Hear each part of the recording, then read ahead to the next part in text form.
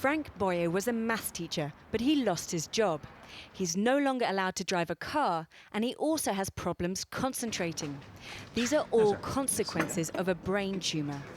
Story from my doctors was the previsions. It is very serious. You've got 6 months to live. But they were wrong.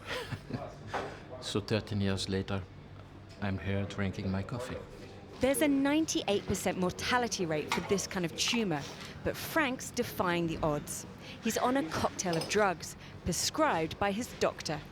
They cost over €100 a month.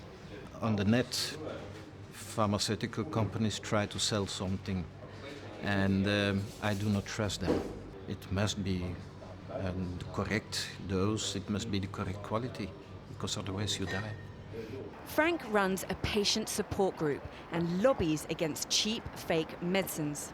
The EU is working on proposals to make the manufacturing process traceable at every stage, so detecting fake drugs will be easier. 1 in 100 of the medicines we buy in the pharmacies, for instance, is a fake one. And when we deal with the internet, buying to the internet, the relation is 1 in 2. So every 2 medicines you buy, you are for sure getting 1 which is fake. A fake drug is defined by the World Health Organization as a drug made by someone other than the genuine manufacturer, with the aim to deceive or defraud. The European Parliament wants to crack down on this and identify dubious websites.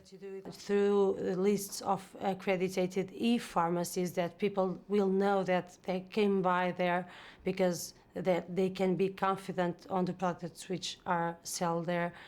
Through the implementation of warnings saying that this place is not proper for buying. The EU wants to ensure that people who falsify medicine are punished, something Frank strongly supports.